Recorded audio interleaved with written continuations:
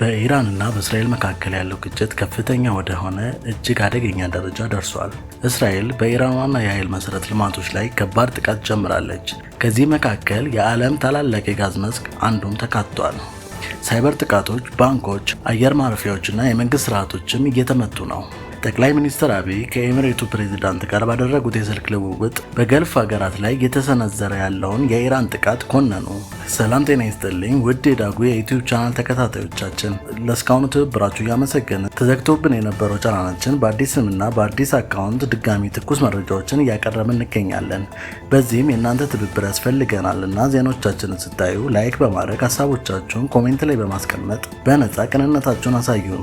ይህን ስታደርጉ ቪዲዮዎቻችን ለብዙ ይዳረሳል። እናመሰግናለን። ወደ መረጃው አለፍን። የጋዝ ምርት አቁመናል።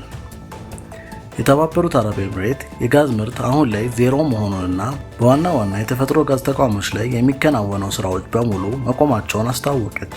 ይህ የሆነው አብዛኛው የጋዝ ማጣሪያ ተቋሞች በኢራን ጥቃት ጉዳት ስለደረሰበት ነው። በኢራንና በእስራኤል መካከል ያለው ግጭት ከፍተኛ ወደሆነ እጅግ አደገኛ ደረጃ ደርሷል። እስራኤል በኢራን ዋና የኃይል መሰረተ ልማቶች ላይ ከባድ ጥቃት ጀምሯል። በምላሹም ኢራን ሚሳኤሎችና ድሮኖችን ወደ እስራኤል ብቻ ሳይሆን መካከለኛ ምስራቅ ክልል ሀገሮች ላይም እየተኮሰች ነው። ፍንዳታዎች፣ የአየር ጥቃቶችና የሮኬት ጥቃቶች በብዙ ሀገሮች ውስጥ እየተዘገቡ ነው። የዓለም የነዳጅ ዋጋ በፍጥነት እየጨመረ ነው።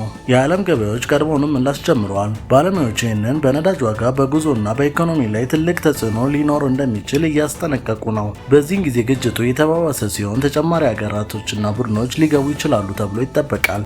አሁን ላይ ያለው ትልቅ ጥያቄ ይህ ወደ ዓለም አቀፍ ችግር ይቀየራል ወይ ነው።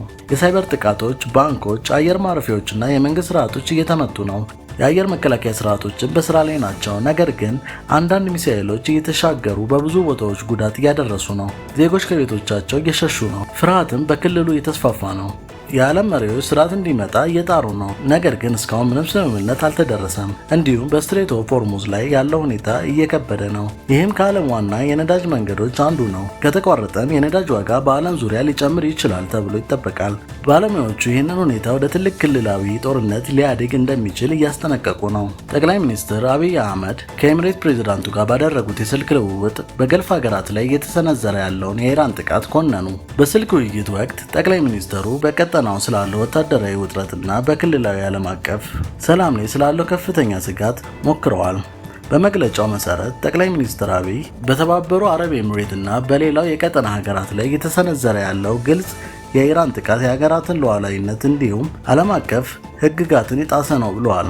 ኢትዮጵያ ኤሚሬቶችን ሰላምና ሕዝብ ለመጠበቅ የምትወስደውን ማንኛውም እርምጃ ትደግፋለች ሲሉ አጋርነታቸውን አረጋግጠዋል በማለት መረጃው አክሎ ገልጿል። ሁለቱም መሪዎች ውጥረቱ በአስቸኳይ እንዲቆምና በቁርጠኝነት ላይ የተመሰረተ ውይይትን ዲፕሎማሲያዊ እንዲቀጥል አሳስበዋል።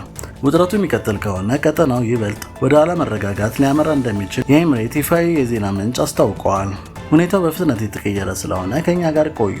ለተጨማሪ አስቸኳይ ዜናዎች አሁኑኑ ሰብስክራይብ ያርጉ። እናመሰግናለን።